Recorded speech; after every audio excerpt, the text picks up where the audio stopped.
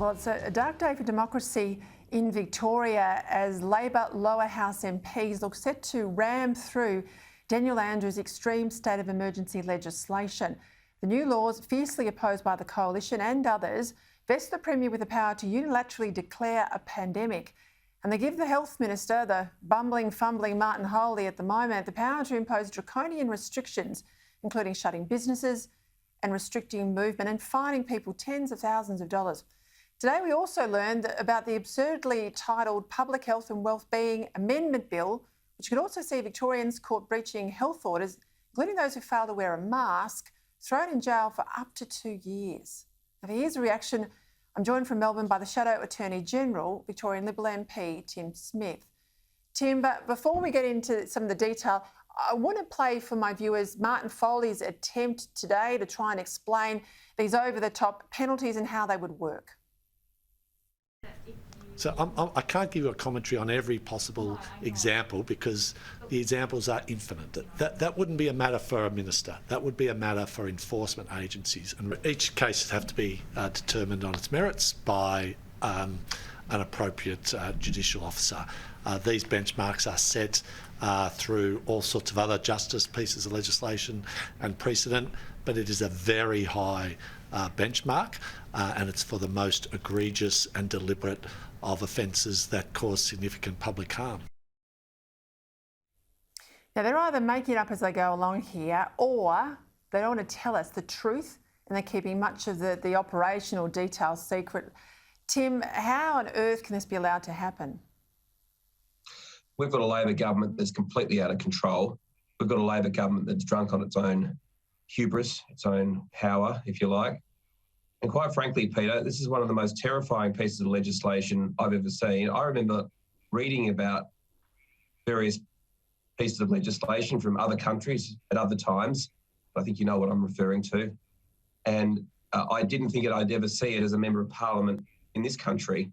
And I just gave my second reading speech. I've just come down from the chamber now to speak to your audience to tell them that the Liberal and National parties will not stop our opposition to this. If we win the next election, we'll tear up these heinous laws. They are an assault to all freedom-loving Australians. They are foreign to this land. They are not within our legal or cultural tradition. They don't belong here. And for example, the arbitrary arrest power that is vested in the minister, he can essentially detain you against your will for months on end if you breach one of his pandemic orders, and there's no recourse through the courts. I mean, this goes back to Magna Carta. I mean, this is a fundamental assault on our basic freedoms, freedom from arbitrary arrest. It's been a fundamental of English law for 800 years. And these turkeys are trying to turn it on its head because under the guise of a pandemic declaration. It's absolutely horrifying. We will oppose this to the inner core of our being. That is why the Liberal Party was set up, to stop the state encroaching into areas it should never go. That's why we're here. You've got my solemn oath that I'll throw the kitchen sink at this and this Labor Party that's completely out of control. You're right about it being an assault on fundamental freedoms. You know, if legislation of this sort of complexity and scale was going through the federal parliament, on the Labor side and on the Liberal side, it would be subject probably to a House inquiry of a number of weeks at least, and absolutely, definitely a Senate inquiry of a number of months. They would publish a report. There would be a dissenting report most likely if it was really contentious. They would hear from experts before the inquiry to look into the detail of the legislation. At every level, it would be subject to some sort of greater scrutiny power than we're seeing. It's going to be rammed through the lower house, as I said. Talk to me about these crossbenchers in the upper house.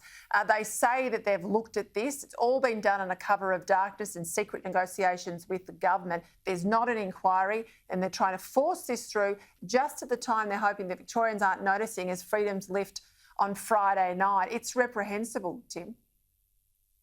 It's despicable. It's absolutely despicable. In fact, for these three amigos who got elected, frankly, on less votes than I got elected to a local council a decade ago, the power that they are wielding over all of our lives is terrifying. And I asked in question time yesterday to Foley, well, what deal have you done with these turkeys? And of course, he wouldn't answer, but we know that they've been in negotiations since March. So this bill is essentially co-authored by the Greens, the Reason Party and the Animal Justice Party, along with Labor. So they are essentially extensions of the Labor Party. And we call on all reasonable and fair-minded crossbenchers, whether you're from Hinge, Liberal Democrats, anyone else, please oppose this legislation. It's wrong for Victoria, it's wrong for our future, and it's a fundamental assault on our liberties and our freedoms. Yeah, it's interesting. I've got written down here to myself, what sort of deal has been done with these turkeys, as you call them. There's been a lot of concessions in relation to thoroughbred racing in Victoria. We know there's a heroin injecting room on its way to Melbourne CBD. We know there's also the legalisation of street walking prostitution. Up until now, it's only been allowed in regulated brothels, but that's all changing. And these are the sort of things, these are the sort of deals that have been part of the practice of the Andrews government with the crossbench all the way through. Talk to me about the President of the Victorian Bar, Christopher Blandon QC. He's blasted the Premier over these laws. He calls them appalling. He says the legislation is very problematic. He accused the Andrews government of grossly misrepresenting its consultation with this group of barristers, the association.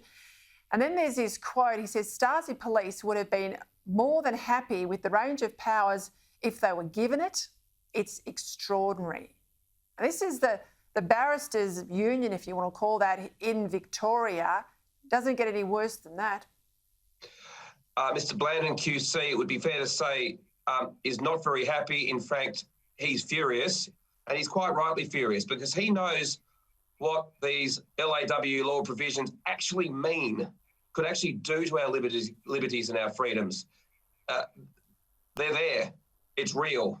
He also has been lied to and lied about. The government said that they consulted with the Bar Council. Well, they haven't.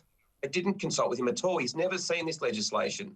And he's quite right to say that the Stasi would be proud of this bill. They would be absolutely proud of it, and the Stasi would never give up powers like this, because this is exactly the sort of powers the Stasi had. I can't be any blunter with your viewers than that. This is the powers of arbitrary arrest, the powers to preclude liberty, the power to rule by decree. I mean, Erich Stroessner and East Germany in the 1980s and these provisions are very similar.